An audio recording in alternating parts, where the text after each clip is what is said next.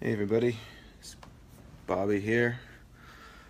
I tagged a bunch of people that used to, back in the day, or still do, live on Drayton and Bodwell and Baker and Magnolia and some of the other streets from the old neighborhood. What's up? It's been such a long time. I haven't talked to a lot of you, and I don't know, man. Feels like it's been forever. It's been really cool watching you all get older and grow up. Some of you have turned 21. Some of you had recently had children. It's just really, really cool to sort of see young people that you knew when they were younger growing up and doing well and becoming adults and kicking ass. So I'm super proud of all of you, and keep on keeping on. The reason why I'm doing this presentation today is because in Boston there's an extremely important election coming up. The primary election is on September 4th, which is the Tuesday after after Labor Day weekend.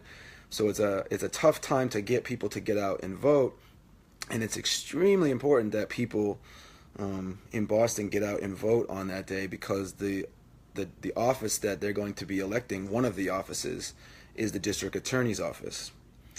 And the district attorney's office, next to the mayor, has the most power and the greatest ability to hold police accountable when they commit misconduct in the community, when they violate the civil rights of civilians, violate their constitutional rights civilly, and also when they commit criminal misconduct, when there's probable cause that officers have committed a crime. The person who holds them accountable is the district attorney.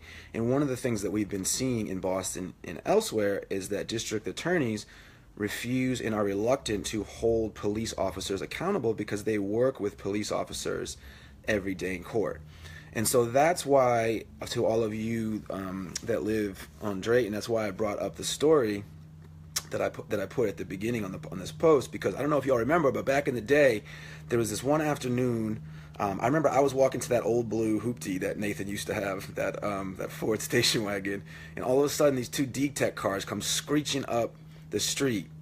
One came up the wrong way on Bodwell, one came the right way down Bodwell, I think, and they all just came like racing up Drayton the wrong way, which you all know is a very narrow street, right? And they all pulled up into the curb the wrong way, jumped out in front of 22, and one car was in front of 22, one car was in 16, and this young white officer jumps out like wild and crazed, like starts like a heat-seeking missile, trying to find like every young person of color that he can find to start like swearing at them and screaming at them.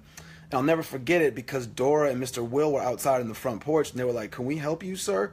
And I'm just standing there like right in front of this guy. He doesn't even notice me, right? He's acting like I'm not even there. And he starts like screaming at Dora and Mr. Will, "Who the fuck are you? What the fuck is your names?" And I'm just like, whoa, sir, excuse me, calm down. Can I help you? And he goes, "Who the fuck are you?" And I was like, "I live here, sir, and I need you to calm down." He's like, "Are you so-and-so?" The name of someone that he was looking for. And I said, "No." And he says, "Well, shut the fuck up and get the fuck out of here." His words, not mine, so you have to excuse my language. But the point being was that this dude, this white cop, I remember looking at him and just being like, this guy is a menace. This young man has no place working in this neighborhood right now. He has no place being assigned here. He has no place interacting with members of the community here. This man is a civil rights lawsuit or a criminal indictment, or worse, waiting to happen. And it was significant at the time, and it remains significant today, because just a couple of weeks ago, or maybe a month ago, there was another incident where a Boston police officer named Zach Crossan was doing the same exact thing. He approached a young man who's minding his business, walking down the street, and starts acting like this young man has no right to be there, acting like this young man is nobody, he's nothing, he has no job, no nothing, and just starts like disparaging this young man, which he has absolutely no reason or right to do. And I bring up these instances. I bring up this instance of the police officers harassing Mr. Will and Dora in front of 22. I mean, it must have been 10 years ago. And I bring up this incident of just the other day because the police continue to do these kinds of things. And they continue to get away with it because district attorneys are not holding them accountable. They're not holding them responsible anyway. And so that's why this district attorney's race is so important, right? Because when I used to, drive to court in Roxbury, when I used to go to South Bay Mall, when I used to walk up to Dudley to take the 15 to Dudley Square, I would see constantly the police pulling over, stopping, and bothering young people of color, and never once in the 5 years that I lived on Drayton did any of them say boo to me. Did any of them stop me for 1 second, right? And so it's this kind of, widespread police occupation and misconduct that the district attorney, after the mayor, has extreme power to control, to get under control and to hold the police accountable. And so it's absolutely imperative that the next district attorney that gets elected in Boston is someone that's going to commit to doing this now, right? That's going to say, while they're running in the primary between now and September 4th, I will commit to charging police officers when there's probable cause that they've committed a crime. We'll set up a separate unit. It won't even be housed in our downtown unit. It'll be completely separate, right? And we're going to have defense attorneys and civil rights attorneys with a proven track record of accountability working that unit. We're not going to have our traditional cops working that unit. We're going to have a whole separate division of police officers that are going to investigate these cases, and we're going to start to bring them forward. And also, in addition to that, when the police violate people's rights in the community, like they did that day when they came up the wrong way and started screaming at Mr. Will and Dora, or like they did recently to the young man who was walking in Dorchester, that was that viral video that was on all over the internet, then district attorneys will say, if you have 2 or 3 or more, right, allegations of civil rights violations, then we're putting you on an office-wide do not call list. So we want district attorneys who are candidates now to say, we're going to put problem officers on do not call lists. So when they jump out of their car acting like crazy people, right, and treating civilians like dirt, and it's on camera, the district attorney's office is going to say, no, we don't want this person working in the community. And what a do not call list does is, one, it prevents officers from getting called into court. So the whole entire purpose of law enforcement, right, is to prove cases beyond a reasonable doubt with prosecutors in the courtroom, right? So if officers are not going to be called into the courtroom, then it means that shift commanders and lieutenants and captains cannot assign those officers to important beats that involve cases, because they know then that all of that evidence gathering and all of those arrests aren't going to be admissible in court because the DA isn't going to call that person. So not only does it hold problem officers accountable by keeping them out of the courtroom, it will also force commanders and lieutenants to keep them off the streets. And then again, in addition, because officers love court time because it gives them overtime, a do not call list will also make them want to, one, keep their body cameras on so that there's evidence always of the interactions so that no one can say, well, this person abused me and so forth, right? Because we know that the officers don't like keeping those cameras on. During the pilot program, I watched city council testimony recently, and a bunch of these officers that were part of the pilot kept trying to get reassigned and calling in sick and saying that they didn't want to participate in the pilot. And so what this will also do is hold officers accountable to keep those cameras on at all times. So anyways, the reason why I wanted to talk today is because there are a number of candidates in the race. I posted a link to the JP Progressives Candidates Forum in this post.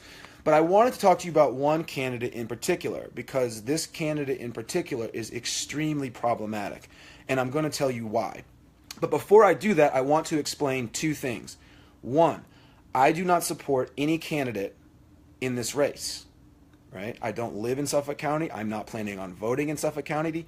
I have no ulterior motive here other than wanting to protect the young people that I know and love from Drayton, Baker, Bodwell, and Magnolia. All right, and there's people that I've worked with in Roxbury and Boston outside of that neighborhood that I also care about and that I don't want to see this continue to happen to. That is the only reason I am here today talking about the DA's race. I've seen a lot of presentations and things where different people support different candidates behind the scenes. It's hard to tell where their loyalties lie. I'm telling you right now, straight up, I don't support any candidate in this race. All right. Secondly, my qualifications to speak on the district attorney's race come from me working in the city of Boston for a decade. All right, I was in the district attorney's office from 2002 to 2005. In 2002, I was a Rule 303 certified student prosecutor assigned to Dorchester District Court. Okay, so I took cases with the approval of the Supreme Judicial Court of Massachusetts as a student, and I was handling them with a prosecutorial supervisor in the office. In 2003, the district attorney's office hired me. Dan Conley was the DA then. The district attorney's office hired me, and I was assigned to Roxbury Court as a line prosecutor, where I worked from 2003 to 2005. In the course of those 2 years, I handled thousands upon thousands of arraignments, pretrial hearings, motions, arguments, and trials. I handled, I think it was 20 jury trials and 2 bench trials in my time there. So though I wasn't there for very long, I handled thousands upon thousands of cases every day in court, and I handled over 20 trials. So I have seen the inner workings of the district court system. I have seen the inner workings of the district attorney's office, and that is why I'm coming to talk to you today, all right? Because I went into that office like a lot of young people like me out of law school who are from the suburbs, right? And the narrative at the time in the late 90s was Hillary Clinton telling all of us that young black men in gangs are super predators, and to use her words, we need to bring them to heel. So I showed up in Roxbury, gung-ho with bells on, ready to prosecute everyone in sight, because I had been told by Hillary Clinton and the likes of the entire, U.S. Congress and, the war on drugs and all of the crime control bills and, all of the movies and the TV shows that were around at the time that were sort of re-emphasizing this narrative. And then I show up in court and I realize that, oh my God, this is, almost all of this is completely backwards, right? We're being told that aggressive crackdowns and sweeps and so forth are going to stop gun violence. And so, I'm in the court while we're arraigning 30, 40, 50 defendants for, Operation Bad Apple, Operation Rolling Thunder, Operation, a million operations with military names. And we're doing all of this and we're being told this is the only way to prevent, gun violence in, communities like Roxbury. And, year after year, this is 2002, 2003, 2004, 2005, the youth gun homicides are going up and up and up and up every year. And so I'm in the trial session with very, very serious cases. I tried cases that ranging from firearms to assault and batteries to you name it, right? And we would get into court on so many of these cases and we would call out our witnesses and nobody would show up. And to my mind, at the time, I'm thinking to myself, man, why doesn't anybody want to work with us? Why doesn't anybody want to cooperate with us? And the problem that I'm trying to illustrate here is that I never should have been hired by the district attorney's office, right? Just like that young white cop who came up down Drayton the wrong way, acting like a lunatic, right? He had no place in that community because he obviously did not understand the dynamics that were at play, right? No one had told me in law school or as a prosecutor that in the mid to late 90s, we had created public health intervention alternatives that very effectively shut down teen gun violence. There were 0 teenagers killed in the city of Boston by gun violence between, I think it was 1996 and 1999. So 2 years and 5 months without a single teenager shot to death. No one had ever told me that. That's incredible. All I had ever been told was the only way to do this is prosecution, right? But my point is this. My point is that after 2 years or 3 years of being in the DA's office, I saw very clearly that what we were doing in court every day and what the police were doing on the streets every day did not work. Okay, full stop, it did not work. It did not address the root causes of gun violence in Roxbury. And so I said to myself, I have a choice, right? I can stay in this office for 2, 5, 10, 15 years and build my career up, or I can do the right thing and go find a way to get involved somehow that's going to address this problem, right? If I care about public safety and I care about the community in which I work, then I'm going to take action steps, right, to then go and try something with my time, with my labor, with my career that's going to actually address the problem that I care to claim about, right? And so I left the DA's office. I ended up moving to Drayton, which is on the border of Roxbury and Dorchester and Uphams Corner, right? And I began living and working with young people in the neighborhood. And I began listening to their stories and understanding what was really going on, right? And the reason why I'm mentioning that is because after I lived and worked on Drayton, there is nothing in the world that could have made me go back to the district attorney's office and put people in jail to prosecute young people anymore, right? Because I now know what's really going on, and I know that prosecuting people and putting them in jail doesn't work, right? David Bernstein wrote this amazing expose on police officers in Boston, and they're clearing 4% of non-fatal shooting cases. That is an absolute disgrace, right? That is an abomination of the administration of justice, Okay? Police are failing in 96% of cases to clear non-fatal shootings, which means that if you're failing to clear 96% of cases, 96% of shooters are remaining in the community without addressing their underlying needs, right? Which is causing people, innocent people, bystanders, young people, to lose their lives. This level of failure by the Boston Police Department is putting communities in direct danger, right? The criminal justice system generally is doing no better. If you look at young people, homicide victims, right? They have 7, 8, 9, 10, 11, 12 arraignments. Same thing with homicide offenders. 60% of homicide victims and offenders, I think, have been on probation, right? They have gone through the system 8, 9, 10, 11, 12 times, gone to South Bay, been on probation. And because the system is failing miserably to do its job, they're getting cycled through without the problem ever being addressed, right? Statistics bear this out clearly. This is not me saying this. There's reports out of Harvard. There's reports out of every institution in Boston that will corroborate what I'm saying, right? This is not controversial. This is common knowledge, okay? So I want to bring this up with respect to a particular candidate in the DA's race. His name is Greg Henning, and he's currently the head of the gang unit. And he's running for district attorney, and he's going to be featured in the Democratic ticket in the primary on September 4th. All right. This is why I think that Greg Henning is going to be a catastrophe for communities of color in the city of Boston and in Suffolk County beyond the city of Boston, because Suffolk County also includes Winthrop, Revere, and Chelsea. All right. Greg Henning worked in the DA's office. He was right behind me. I think he started a year after I did in 2006. He worked in the DA's office for a few years, saw all the things that I saw, right? And then he decided to leave the DA's office and become a teacher at a charter school in Dorchester, right? Good on him. Per his own website and per his remarks at the candidates forum on Monday, which is why I'm coming to you now, he talks about meeting and working with young people, hand in hand, side by side, hearing their stories, listening to their experiences, right? And then he decides, after becoming a teacher and working with these young people and getting to know them and hearing how the police treat them, hearing how the system is failing them, seeing it every day in the classroom from his students, right? His students are having their friends and family members shot and killed, right? Teen gun homicides doubled in 2017, right? Which is, another just abomination of how badly the system is failing, right? So obviously Greg Henning was not, in school in 2017. He was in the DA's office, but back in the early 20-teens, he was working in a charter school. And then after, I think it was 2 years of doing this, Greg Henning decided that the best way for him to spend his time was not to continue working with these young people prior to the system grinding them up, chewing them up, spitting them out, right, without addressing any of the underlying needs that young people have, right? But the best use of his time was to go back into the district attorney's office and become the head of the gang unit, where he would arrest and prosecute and incarcerate them for a living.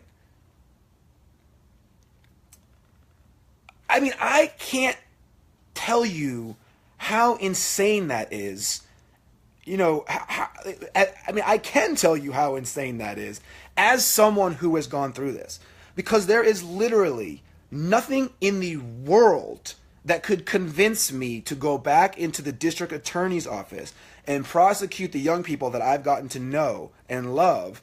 Once I've heard their stories, once I've walked around Dorchester and seen how people are treated, there is nothing in the world that could get me to go back into that system and then continue to treat them that way.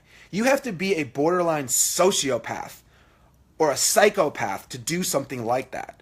That is not something that's normal, right? That is a complete and blatant disregard, right, for the needs and the pain of communities of color. You're looking people right in their eye, getting to know them on a personal level, seeing that the system is not addressing their needs in any real way, right? Watching young people who are affected by gun violence go in and out 7, 8, 9, 10, 11, 12, 13, 14, 15 times, and then deciding, you know what?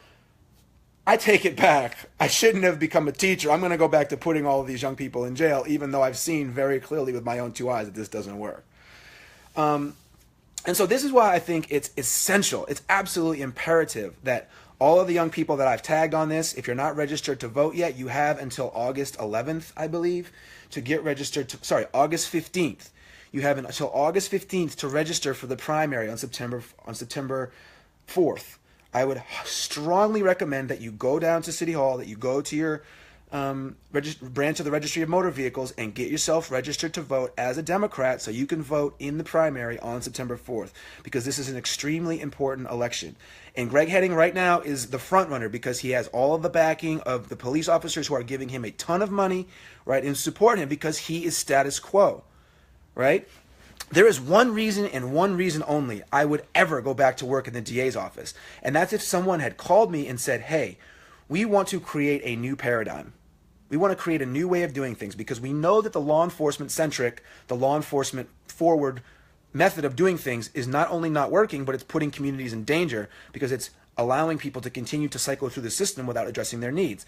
And it's failing miserably. Our recidivism rates are between 40 and 60%, right? Young people who are affected by gun violence, they have recidivism rates that are, through the roof. There's roughly 1,200 to 2,000 of them in the entire city. And yet we have 2,500 police on the city's payroll for $300 million and 20-something street workers for $1 million, right? We want to reverse this insanely backwards funding and spending ratio. We want to reverse our priorities. We want to put every single case that comes to the district attorney's office possible through restorative and transformative justice tracks. When we prosecute somebody in Boston, when we prosecute someone in Chelsea, Revere, Winthrop, when we prosecute young people, we are going to give them every opportunity at services, jobs, education, and rehabilitation before we actually bring criminal charges, right? Because we realize that this law enforcement forward way of doing things isn't working. That's the only thing in the world that could have gotten me back into the DA's office. And so if you look at someone like Greg Henning, who has had the opportunity to work with young people after being a DA and then who goes back into the DA's office, this is someone who's clearly motivated by personal gain, right? Or by some sick, twisted, line of thinking that I'm actually going to be able to make a difference by putting people back in jail, right? When an overwhelming body of evidence shows me that this simply does not work.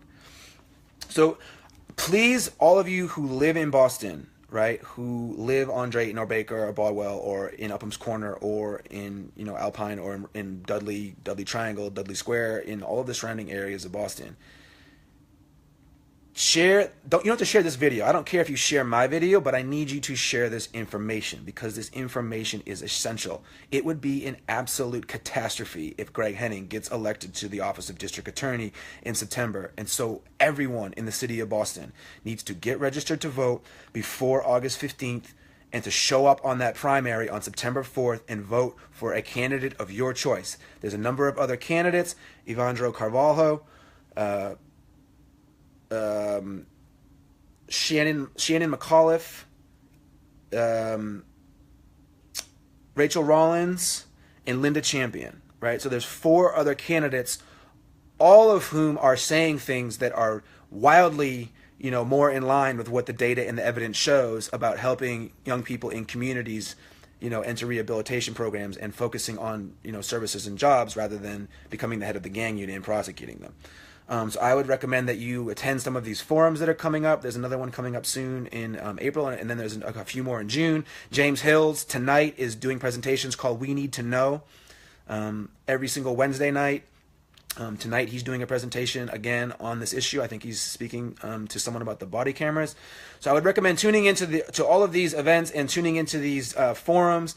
And please get out there and vote on September 4th because it is absolutely imperative that communities in Boston make sure that a candidate like Greg Henning does not get elected. All right, so if you have any questions or comments, feel free to leave them in the section of this video. You can share this video if you want. You don't have to. I only ask that if you watched this video, I don't care if you share my video, but I will ask you to share this information with your friends and family that live in Boston, with your colleagues that live in Boston, so that they can be aware of what's going on. Because I watched that candidates forum, and that dude is slick, right? He tried to spin his decision to do these things as if it was him trying to contribute to the community. Oh, and I stopped being a teacher because I was bad at it, which means that therefore I had to go back to become the head of the gang unit and put everyone that I was just working with and all of their friends in jail, right? And I'm seeing someone comment that Greg Henning gave $1,500 to the Republican governor, Charlie Baker. And I've also heard through the grapevine, I haven't been able to confirm this, that Greg Henning has accepted campaign contributions from Zach Crossan, who is the officer that was the one that was, verbally abusing that young man on the street, who he had no business even talking to. Right, and then we have, in addition to those contribution problems, we also have him accepting contributions from the Boston Police Department, which just shows you that he is going to be a total status quo candidate, and he's going to be a disaster. I've done a number of presentations on here, so I won't get into it again, but there's a lot of evidence that shows that Boston does not invest in proven programs that shut down gun violence very effectively, because the police know that it's going to put them out of business. In the late 90s, the Boston police saw very quickly that if there was 2 years and 5 months more of no teen gun homicides, they were going to lose a ton of officers, right? That report by David Haro and Anthony Braga and Christopher Winship outlined that after the Boston Miracle, the Boston police was slated to lose 200 patrol officers. There's a lot of evidence that shows that behind the scenes, they were looking at the numbers and saying, hey, if we continue to shut down gun violence, right, if we invest in programs that prevent gun violence that are outside of the criminal justice system, we're all going to be out of jobs very quickly. Right? And so there's a lot of evidence that shows that the Boston Police Department, was responsible for shutting down, the Boston Miracle quietly in the middle of the night in January of 2000. And then ever since then, we've seen mayors and city councilors and so forth say, oh yeah, we really, really care. We want to get gun violence down to zero. And then they spend $400 million on police, which are clearing 4% of, shooting cases. And they spend, a couple handfuls of pennies or $1 million here, $1 million there, which you always have to fight to the death for. Right, on programs that data show are far more effective. So any candidate that has the backing of the police department in that way, I think that we need to be wary of. And I would suggest that all of you, again, before I sign off, please go into your social media accounts, your emails, make your calls, make your texts, get all the young people registered, and get them down to the ballot on September 4th. All right. Thanks everybody for tuning in. Thanks for caring about Boston. I love all of you that I haven't seen in so long. It's been way too long. I miss you. Hope you're all well, and let's try and connect offline. All right. Peace.